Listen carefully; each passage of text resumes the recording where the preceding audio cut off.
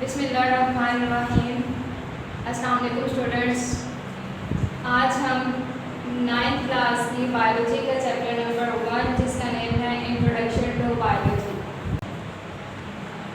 Biology का दूसरे साइंसी इल्म के साथ ताल्लुक़ क्या है, ये बायोलॉजी और साइंस में बाकी जो मुस्लिम साइंटिस्ट हैं उन्होंने क्या क्या किरदार अदा किया है। सबसे पहले आज का जो हमारा टॉपिक है relationship of biology to other science, के दूसरे साइंसेस के साथ बायोलॉजी का क्या ताल्लुक़ है। यहाँ पे हम पढ़ेंगे, आपको पता है साइंस जो है पहले तो वो एक सिंगल ब्रांच थी, उसकी कोई भी आगे कोई भी ब्रांच नहीं थी, कोई भी स्क्वायर फील्ड नहीं थी। लेकिन जैसे जैसे डिस्कवरीज हुई हैं, इन्वेंशंस हुई हैं, तो साइंस को मुख्तलिफ ब्रांचेस में तकसीम किया गया है। इसकी ब्रांचेस कौन सी हैं? इसकी ब्रांचेस में फिज़िक्स है, केमिस्ट्री है, मैथमेटिक्स है, बायोजियोग्राफी है, इकनॉमिक्स है, बायोलॉजी है। तो इसमें क्या किया गया है कि अगर ये साइंस की ही सारी ब्रांचेज हैं तो ज़ाहिर है इनके दरमियान कोई रिलेशनशिप भी होगा। तो आज हम यही रिलेशनशिप को स्टडी करेंगे कि बायो का और इन सब साइंसेस का आपस में क्या रिलेशन है। सबसे पहले इसमें है बायोफिज़िक्स। फिज़िक्स में आपको पता है कि मुख्तलिफ हम लॉज के बारे में स्टडी करते हैं, कवानीन होते हैं हमारे पास, प्रिंसिपल्स होते हैं हमारे पास। अब इन फिज़िक्स के प्रिंसिपल्स का बायोलॉजी में इस्तेमाल कैसे होता है? फिज़िक्स की कवानीन का हम मुताला करते हैं, उन कवानीन का मुताला करते हैं जिनका इतलाक़ बायोलॉजिकल मज़ाहिर में होता है। यानी कि बायोलॉजिकल प्रोसेसेस को समझने के लिए हमें बाज़ औक़ात फ़िज़िक्स के जो कवानीन होते हैं उनको समझने की पहले ज़रूरत होती है। ठीक है, इसमें फॉर एग्ज़ाम्पल देखा जाए तो लिवर और जानवरों के टांगों के काम करने का असूल जो है वो सेम होता है। लिवर की एग्जांपल जो है वो आप एक सीसॉ से ले सकते हैं, बच्चों का झूला होता है, इसका एक मेन नीचे सेंट्रल पॉइंट होता है। ठीक है, इसी पॉइंट के लिए इसका बैलेंस जो है वो मेंटेन रहता है। इसका बैलेंस देखा जाए कि अगर दो बच्चों पर बैठ के झूला ले रहे हैं तो ये बिल्कुल स्टेबल हो सकता है। तो जैसे लिवर का मेन एक्सिस जो है उसको स्टेबल करने के लिए यूज़ होता है, इसी तरह जानवरों के टांगों का काम देखा जाए, आपको पता है हमारी पूरी बॉडी का वेट जो होता है वो टांगों के ऊपर ही होता है। तो बेसिकली हमारे टांगों का काम भी क्या होता है? हमारी बॉडी के वेट को बैलेंस करना। ठीक है, देन सेकेंड है हमारे पास बायोकेमिस्ट्री। बायो इसमें तो लाइफ के बारे में ही आएगा, और केमिस्ट्री में हम क्या करते हैं? केमिस्ट्री बेसिक जो है इसमें क्या होती है, इसमें कंपाउंड्स के बारे में और केमिकल रिएक्शंस के बारे में स्टडी की जाती है। कंपाउंड्स कैसे बनते हैं आपको पता है, सब एटॉमिक पार्टिकल मिलके एटम बनाते हैं, फिर वो एलिमेंट बनते हैं, एलिमेंट मिलते हैं तो कंपाउंड्स बनते हैं। अब ये कंपाउंड्स कैसे बनते हैं? एलिमेंट्स ने जब मिलकर कंपाउंड्स बनाने हैं तो इनके दरमियान कोई ना कोई केमिकल रिएक्शन होता है। तो बायो में अगर हम किसी भी प्रोसेस के बारे में पढ़ते हैं, उस प्रोसेस को स्टडी करने के लिए हमें क्या करना पड़ता है? सबसे पहले उनके कंपाउंड्स के बारे में जानना होता है, देन उनके केमिकल रिएक्शंस के बारे में जानना होता है। अब इसमें बायोकेमिस्ट्री की एग्जांपल है, इसमें हम क्या करेंगे? हमें कोई अगर कहेगा तो पौधे होते हैं, आपको पता है फोटोसिंथेसिस करते हैं। फोटोसिंथेसिस किस लिए करते हैं? ताकि वो अपने खुराक तैयार कर सकें। और प्लांट और एनिमल्स दोनों जो हैं वो रेस्पिरेशन करते हैं ताकि वो सांस ले सकें, कार्बन डाइऑक्साइड को जिस्म से बाहर निकाल सकें और ऑक्सीजन को जिस्म के अंदर ला सकें।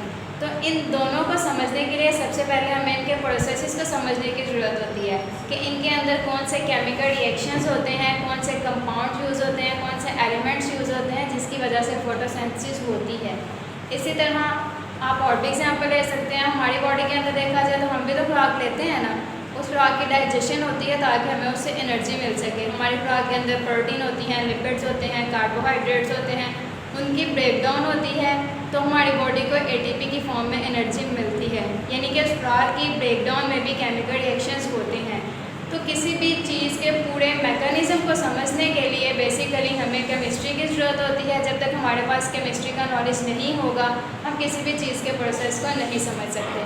अब यहाँ पे फोटोसिंथेसिस का देखा जाए तो फोटोसिंथेसिस में कार्बन डाइऑक्साइड होती है, वाटर होता है, ये दोनों क्या करते हैं? क्लोरोफिल की मौजूदगी में और सनलाइट की मौजूदगी में। फोटोसिंथेसिस सिर्फ डे लाइट ही होती है, डे टाइम होती है, तो डे टाइम सनलाइट मौजूद होती है, और क्लोरोफिल जो है वो ऑलरेडी प्लांट्स में होती है, इसी की वजह से प्लांट्स का कलर जो है वो ग्रीन होता है। तो कार्बन डाइऑक्साइड और वाटर जो है वो क्लोरोफिल और सनलाइट की मौजूदगी में ग्लूकोज बनाते हैं, C6H12O6। इसी ग्लूकोज से वो क्या करते हैं? एनर्जी हासिल करते हैं, अपनी जो बाकी काम होते हैं उनको सर अंजाम देते हैं। प्लस इसमें ऑक्सीजन बनती है जो कि बाई प्रोडक्ट के तौर पर होती है, और साथ इसमें एनर्जी बनती है। तो ये फोटोसिंथेसिस का पूरा मेटाबॉलिज्म या मैकेनिज़्म जो है, इसको समझने के लिए हमें किसकी हेल्प की ज़रूरत होती है? हमें केमिस्ट्री की ज़रूरत होती है। जब तक हमारे पास केमिस्ट्री का नॉलेज नहीं होगा हम इस फोटोसिंथेसिस या कोई और मैकेनिज़्म जो है इसको हम नहीं समझ सकते। तो ये था बायोकेमिस्ट्री का आपस में रिलेशनशिप। देन हमारे पास है बायोमैथमेटिक्स। मैथमेटिक्स का दूसरा नाम बायोमेट्री भी है। इसमें क्या किया जाता है आपको पता है, मैथमेटिक्स में न्यूमेरिकल डाटा होता है और हर न्यूमेरिकल डाटा को सॉल्व करने के लिए मैथ में कोई भी क्वेश्चन आप ले लें उसको सॉल्व करने का एक प्रॉपर मेथड होता है। जब तक आपको मेथड पता नहीं होगा, उसके असूल या उसके फार्मूलाज पता नहीं होंगे, तब तक आप मैथमेटिक्स के क्वेश्चंस को सॉल्व नहीं कर सकते। तो बायो का मैथ के साथ क्या ताल्लुक है? हालांकि बायोलॉजी जो है वो सारी थ्योरी होती है, थ्योरेटिकल एरिया होता है, लेकिन मैथमेटिक्स जो है वो न्यूमेरिकल पार्ट होता है। तो मैथमेटिक्स में न्यूमेरिकल डाटा होता है जबकि बायोलॉजी में थ्योरेटिकल डाटा होता है। तो इन दोनों का फिर भी आपस में ताल्लुक होता है। बायोमैथमेटिक्स में हम क्या करते हैं, मैथमेटिक्स के असूल और तरीके इस्तेमाल करते हैं। मैथमेटिक्स में जैसे क्वेश्चन को समझने के लिए, सॉल्व करने के लिए एक बेसिक फार्मूला होता है, उसकी एक मेथडोलॉजी होती है।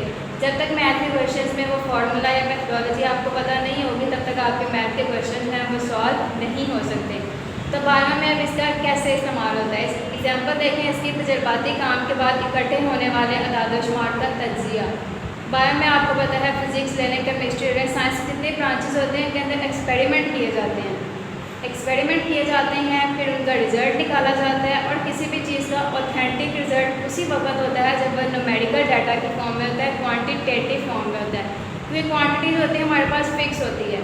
हम कहते हैं किसी की हाइट लंबी है और दूसरी तरफ हम कहते हैं किसी की हाइट जो है वो 5 फुट है, तो इसमें फ़र्क तो होगा ना। 5 फीट में देखें आपको पता होगा एग्जैक्ट वैल्यू है, लेकिन हम कहेंगे वो लंबा है, कितना लंबा है हमारे पास एग्जैक्ट नहीं होगी। तो इसी तरह बायो में भी जब एक्सपेरिमेंट किया जाता है तो उसकी जो आगे अदाद-ओ-शुमार निकलता है उसका डाटा इकट्ठा किया जाता है, डाटा ऑर्गेनाइजेशन की जाती है।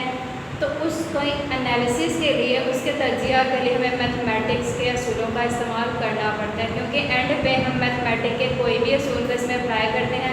फॉर एग्जांपल आप बच्चों का ले लें, बच्चों के रिजल्ट्स आते हैं, ठीक है। उन रिज़ल्ट्स को लेने के लिए हम क्या करते हैं, उनकी परसेंटेज निकालते हैं। परसेंटेज कैसे निकलती है, वो मैथ के असूल से निकलती है। हालांकि रिज़ल्ट बायो का है तो इसमें मैथ का क्या यूज़ होगा कि हम परसेंटेज का फार्मूला यूज़ करेंगे, और परसेंटेज का फार्मूला तब भी हमें पता चलेगा जब हमें मैथमेटिक्स के फार्मूला के बारे में पता होगा।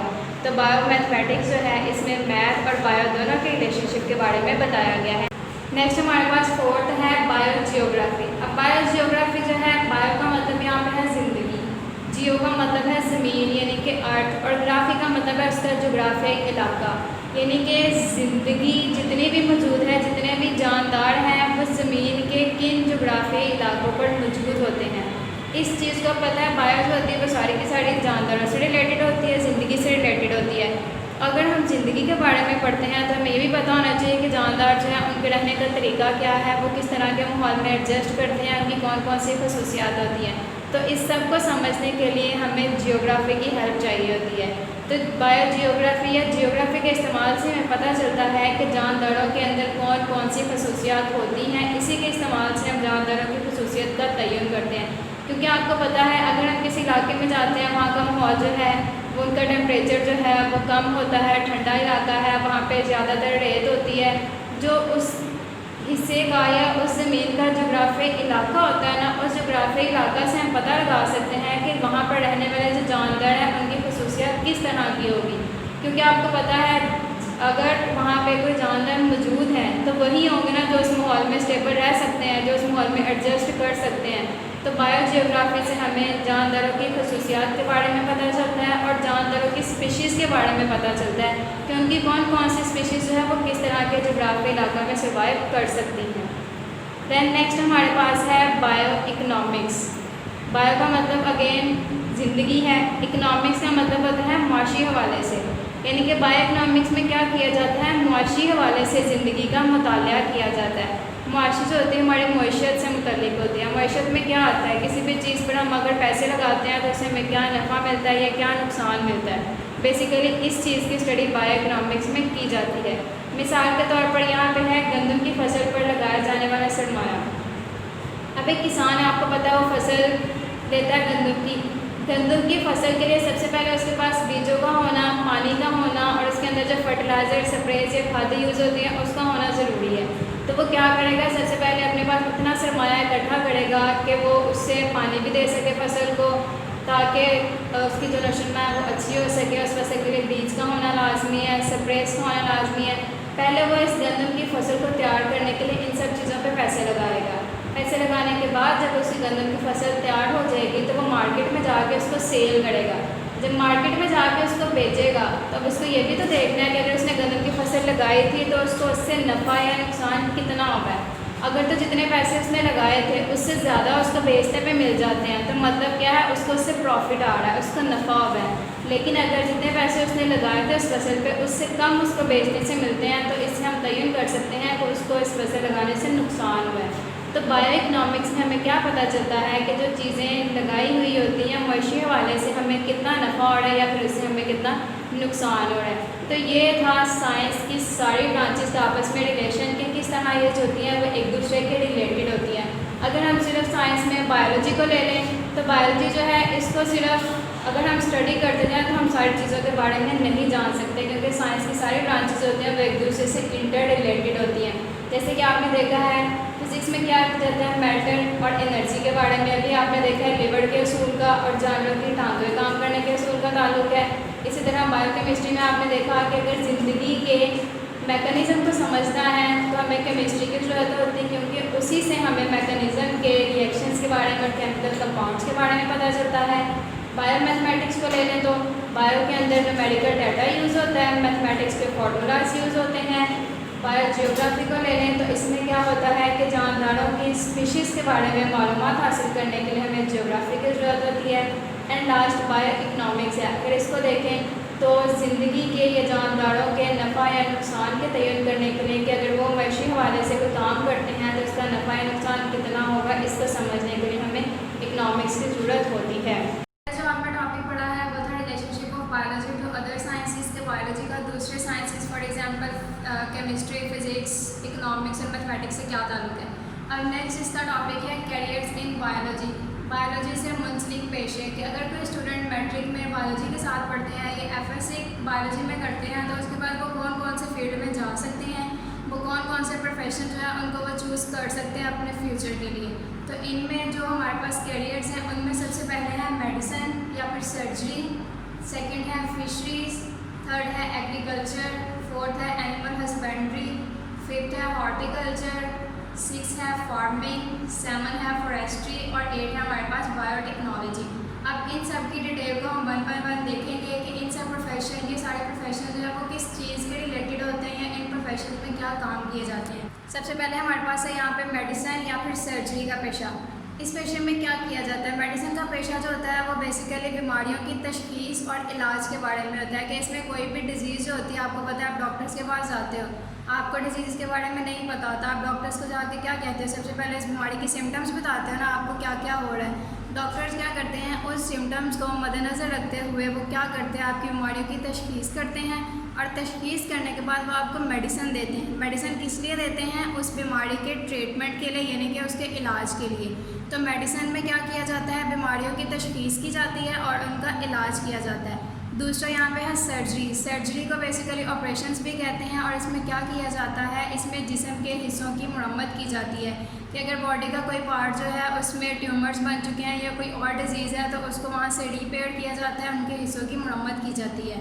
यहाँ पे एग्जांपल है रीनल सर्जरी से गुर्दों की पथरी निकालना और दूसरी है जिगर की पैवंदकारी करना। रीनल का मतलब ही होता है कोई भी चीज़ जो कि गुर्दों से रिलेटेड होती है। तो रीनल सर्जरी में क्या किया जाता है, गुर्दों की पथरी निकाली जाती है। आपको पता है अगर स्टोन्स बन जाती हैं गुर्दों के अंदर, यूरेटर्स के अंदर या किसी भी जगह पे, तो उसके ऑपरेशंस किए जाते हैं। या तो डायरेक्टली ऑपरेट करके उस जगह को खोल के उसको निकाल दिया जाता है या फिर रेडियो वेव्स के जो इसको निकाला जाता है। और अब जो मॉडर्न टेक्निक है ये उसमें यह है कि इसमें लेज़र ट्रीटमेंट किया जाता है। डायरेक्टली लेज़र जो होती है उस हिस्से के ऊपर उसकी रेस को फॉल किया जाता है, जिसकी वजह से स्टोन्स जो होती हैं वो ब्रेक हो जाती हैं और वो रेत की तरह होकर वो खुद ब खुद आपके बॉडी से रिलीज हो जाती हैं। दूसरी एग्जांपल क्या है, इसमें जिगर की पैवंदकारी की जाती है कि जिगर एक ऐसा ऑर्गन होता है जिसकी ग्रोथ खुद ब खुद होती रहती है। अगर किसी इंसान के जिगर में प्रॉब्लम है तो हम किसी हेल्दी इंसान के जिगर का छोटा सा पीस लेके उस पेशेंट के जिगर के साथ जोड़ देंगे तो आहिस्ता आहिस्ता वो जिगर का पीस जो है इसकी खुद ब खुद उसके अंदर ग्रोथ जो है वो शुरू हो जाएगी। तो मेडिसिन और सर्जरी में क्या है, इसमें बीमारियों की तशख़ीस की जाती है, उनका इलाज किया जाता है। सर्जरी में जिस्म के हिस्सों की मरम्मत की जाती है। इसकी जो है, अगर आप इस पेशे को चूज़ करना चाहते हो, इस प्रोफेशन में जाना चाहते हो, तो आपको क्या करना होगा। FSC करने के बाद यानी कि हायर सेकेंडरी की तलीम के बाद MBBS के कोर्सेज़ होते हैं, पहले इसके टेस्ट होते हैं। अगर वो टेस्ट क्लियर होता है तो फिर MBBS में एडमिशन लिया जाता है। 4 ईयर का कोर्स होता है ये। उसके बाद आप किसी भी फील्ड में स्पेशलाइजेशन कर सकते हैं। आपने बेसिकली जिसमें भी जाना है, अगर हार्ट के डॉक्टर बनना है तो वो हार्ट की सर्जरी में आप चले जाओगे। इसी तरह डिफरेंट होते हैं, इसमें प्रोफेशंस होते हैं, आगे इसकी सब फील्ड्स होती हैं। ठीक है, नेक्स्ट हमारे पास यहाँ पर प्रोफेशन जो है वो है फ़िशरीज़ का। फ़िशरीज़ इसके नाम से ही ज़ाहिर है, फ़िशेज़ के मुतालिक होता है। ये माही परवरी का पेशा है। माही कहते हैं फ़िशेज़ को और परवरी कहते हैं उनको पालना या उनकी देखभाल करना।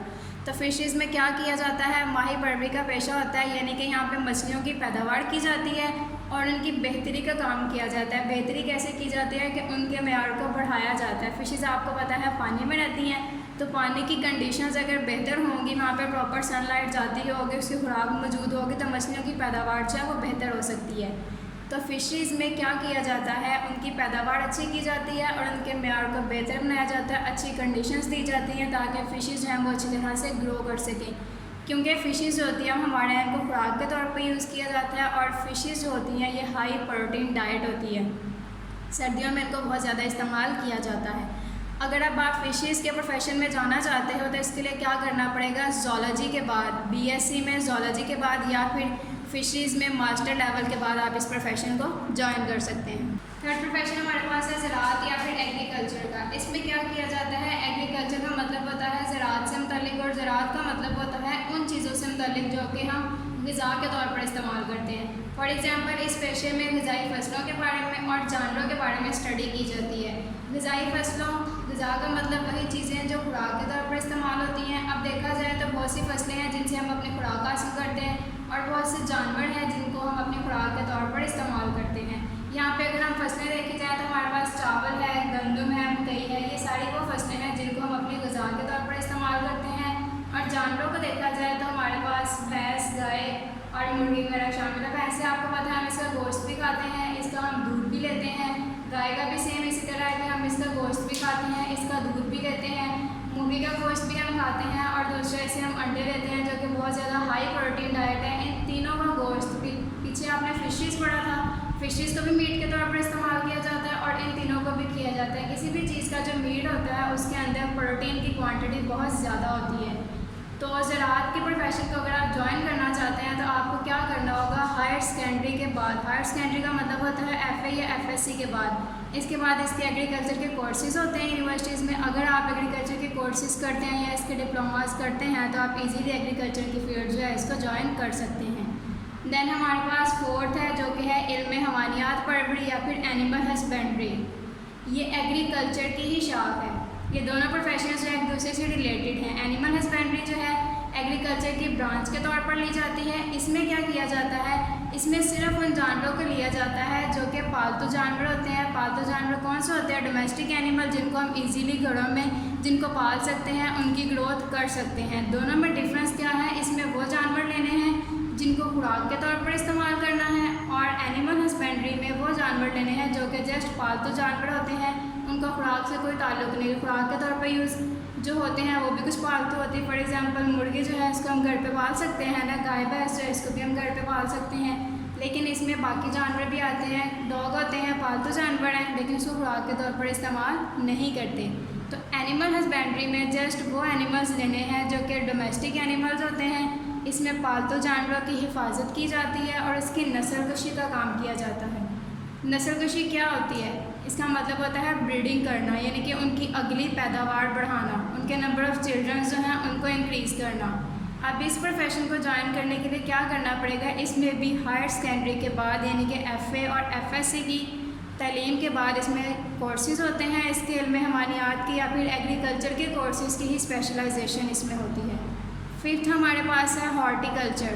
हॉर्टिकल्चर जो है किस चीज़ के मुतल्लिक होता है, ये बागबानी के मुतल्लिक होता है। बागबानी का वर्ड जो है बाग से निकला है, मतलब वो चीज़ें जिनको हम प्लांट्स वगैरह को हम ग्रो कर सकते हैं अपने गार्डन के अंदर। आपको पता है लोगों ने घरों में बाग बनाए होते हैं। इसके अलावा इसके अलावा गमले जो होते हैं उनमें भी पौधे लगाए जाते हैं। तो हॉर्टिकल्चर की जो ब्रांच है, ये प्रोफेशन है, ये बागबानी से मुतल्लिक होता है। इसमें पौधों की पैदावार की बेहतरी की जाती है। अब कुछ पौधे ऐसे होते हैं जो कि कुदरती होते हैं और कुछ पौधे ऐसे होते हैं जो कि आर्टिफिशियली तौर पर खुद ग्रो करवाए जाते हैं, क्योंकि वो हाइब्रिड होते हैं। अब इनमें कौन से पौधे शामिल हैं? इनमें वो पौधे शामिल हैं जो कि हमें फल देते हैं, जिनसे हम फल हासिल करते हैं, और वो पौधे भी शामिल हैं जिनको हम आराइशी तौर पर यूज़ करते हैं, यानी कि सिर्फ ऑर्नामेंटल प्लांट्स होते हैं। ऑर्नामेंटल प्लांट्स वो होते हैं जो कि हम घरों में आराइश के लिए, घरों की खूबसूरती, ऑफिस की खूबसूरती बढ़ाने के लिए इस्तेमाल करते हैं। तो हॉर्टिकल्चर में पौधों की पैदावार की बेहतरी की जाती है। कौन से पौधे होते हैं जिनसे हम फल और सब्जियां हासिल करते हैं, और वो पौधे जिनको हम सिर्फ ऑर्नामेंटल पर्पज़ के लिए या फिर घर की, ऑफिस की खूबसूरती बढ़ाने के लिए इस्तेमाल करते हैं। अगर इस प्रोफेशन को ज्वाइन करना है तो इसके भी सेम वही है कि हायर सेकेंडरी की तालीम के बाद इसके कोर्सेज होते हैं। वो कोर्सेज करने के बाद आप इस फील्ड को ज्वाइन कर सकते हैं। हमारे पास है फार्मिंग। ये प्रोफेशन जो होता है ये फॉर्म से मुतल्लिक होता है। फॉर्म क्या होते हैं कि बड़े पैमाने पर कुछ जानदार जो होते हैं, गाय, भैंस वगैरह, बड़े पैमाने पर इनको किसी खुली जगह पर रखा जाता है और वहाँ पे इन जानदारों के रहने के लिए सारे कंडीशंस या उनके प्रॉपर रिक्वायरमेंट्स होती हैं, उनकी पूरी की जाती हैं। अब इनमें क्या किया जाता है, फार्मिंग में बेसिकली फॉर्म्स तैयार किए जाते हैं और इनको महफूज करने का काम किया जाता है कि अगर वहाँ पे कोई जानवर है, आपको पता है जानदारों की जो रिक्वायरमेंट्स होती हैं, रहने की कंडीशंस होती हैं, वो मुख्तलिफ होती है। अगर फिश फार्म्स होगा तो फार्म में पानी की ज़्यादा ज़रूरत होगी। अगर गाय भैंस दूसरी होगा तो उनको चारा जो होता है वो प्रॉपर कंडीशन में चाहिए होता है। तो इस फार्मिंग में क्या किया जाता है, उस जो भी जानवर आप रखना चाहते हैं उसके लिहाज से फॉर्म तैयार किए जाते हैं और फिर उनको महफूज करने का काम किया जाता है। जानवरों के फॉर्म्स तैयार किए जाते हैं, उनकी यहाँ पे नस्लकुशी के तरीके इस्तेमाल किए जाते हैं, उनकी पैदावार को बढ़ाने के तरीके इस्तेमाल किए जाते हैं। फॉर एग्जांपल उन जानवरों के लिए जो कि हमें ज़्यादा प्रोटीन वाले खुराक देते हैं और वो जानवर जो कि दूध देते हैं। प्रोटीन वाली खुराक में आपको पहले भी बताया गया है कि गाय, भैंस, मुर्गी या मछली वगैरह इन सब के गोश्त में बहुत ज़्यादा प्रोटीन शामिल होती है, और दूध देने वाले जो है इसमें गाय और भैंस वगैरह आएगी। तो फार्मिंग में वो जानवर जो कि ज़्यादा प्रोटीन और दूध के सोर्सेज होते हैं, उनकी जो पैदावार होती है उनको बेहतर किया जाता है। अब फार्मिंग की एग्जांपल्स में देखा जाए तो पोल्ट्री फार्म्स होते हैं। पोल्ट्री फार्म्स किस लिए होते हैं? वो मुर्गियों की पैदावार के लिए होते हैं, क्योंकि मुर्गियों से हमें क्या चीज़ हासिल होती है? मुर्गियों से हम अंडे हासिल करते हैं और गोश्त हासिल करते हैं, और गोश्त और अंडे इन दोनों में बहुत ज़्यादा प्रोटीन होती है। अंडे का जो वाइट पार्ट होता है योग के अलावा उसके अंदर बहुत ज़्यादा प्रोटीन मौजूद होती है। दूसरे फॉर्म जिसमें देखे जाएँ तो इसमें फ्रूट फॉर्म्स होते हैं। फ्रूट फॉर्म्स होते हैं, इसमें वो होते हैं जो कि फलों वाले पौधे होते हैं, वो पौधे जिनसे हम फल हासिल करते हैं। फॉर एग्जांपल हमें पता है कि ज़्यादातर फल जो होते हैं, तकरीबन सारे फल जो होते हैं वो दरख्तों पे ही लगते हैं। तो फ्रूट फॉर्म्स में उन दरख्तों की पैदावार ज़्यादा की जाती है जिनसे हम फल हासिल करते हैं। अगर आप फार्मिंग का पेशा ज्वाइन करना चाहते हैं, इस प्रोफेशन को ज्वाइन करना चाहते हैं, तो इसके लिए एजुकेशन की क्या रिक्वायरमेंट्स होंगी? इसके लिए एग्रीकल्चर के या फिशरीज़ के कोर्सेज होते हैं, उनके बाद आप फार्मिंग के कोर्स कर सकते हैं। नेक्स्ट हमारे पास है फॉरेस्ट्री का। फॉरेस्ट्री जो है फॉरेस्ट से निकला है, और फॉरेस्ट का मतलब होता है जंगलात। तो फॉरेस्ट्री में क्या किया जाता है, इसमें कुदरती जंगलात जो होते हैं उनकी हिफाजत की जाती है। कुदरती जंगलात वो होते हैं जो जड़ी बूटे या दरख्त जो होते हैं वो खुद ब खुद उग जाते हैं, जहाँ पे नेचुरली तौर पर फॉरेस्ट मौजूद होता है। ये फॉरेस्ट्री का पेशा क्यों बनाया गया था? क्योंकि जंगलात जो होते हैं वो तो कुदरती होते हैं, हमें नुकसान नहीं पहुँचाना चाहिए, लेकिन इंसान क्या करते हैं, अपनी ज़रूरियात को पूरा करने के लिए फॉरेस्ट या जंगलात जो होते हैं इनको हटा देते हैं। फॉर एग्जांपल किसी को घर बनाने की जगह नहीं मिल रही तो वो क्या करेगा, वहाँ से जंगलात हटा दिए जाएंगे। फैक्ट्रीज हमारे यहाँ जो है इनको घरों से दूर बनाया जाता है, तो घरों से दूर जहाँ पे खाली जगह होती है वहाँ पे ऑटोमेटिकली जंगलात होते हैं। तो हम क्या करते हैं, हम उन कुदरती जंगलात को वहाँ से हटा देते हैं और वहाँ पे फैक्ट्रीज या घर बनाना शुरू कर देते हैं। तो इसलिए फॉरेस्ट्री का पेशा बनाया गया ताकि कुदरती जंगलात जो है इनकी हिफाजत की जाए। और अगर जंगलात की कमी हो रही है हमारे यहाँ, तो हम क्या करते हैं, इसमें मसनूई जंगलात की काश्तकारी और नशोनुमा के मशवरे भी हुकूमत को देते हैं, क्योंकि जंगलात जो होते हैं हमारे लिए बहुत ज़्यादा अहम होते हैं। किस लिए अहम होते हैं? हमें ऑक्सीजन देते हैं, हमारे माहौल का टेम्परेचर जो होता है उसको बैलेंस करते हैं, रेनिंग का यानी कि बारिश बरसाने का बायस बनते हैं। तो इसमें क्या किया जाता है, क्योंकि कुदरती जंगलात की तादाद जो है वो कम हो रही है, तो इसलिए मसनूई जंगलात की काश्त की जाती है और इसकी पैदावार के मशवरे जो है वो हुकूमत को दिए जाते हैं। अब फॉरेस्ट्री को ज्वाइन करने के लिए क्या चीज़ चाहिए होती है, इसके लिए एजुकेशन जो है वो हमारी ज़ूलॉजी या बॉटनी में बैचलर के बाद हम फॉरेस्ट्री का पेशा जो है वो इख्तियार कर सकते हैं। ज़ूलॉजी आपने पढ़ा हुआ है एनिमल्स की स्टडी होती है और बॉटनी जो होती है वो प्लांट्स की स्टडी होती है। देन हमारे पास लास्ट इसका प्रोफेशन है बायोटेक्नोलॉजी।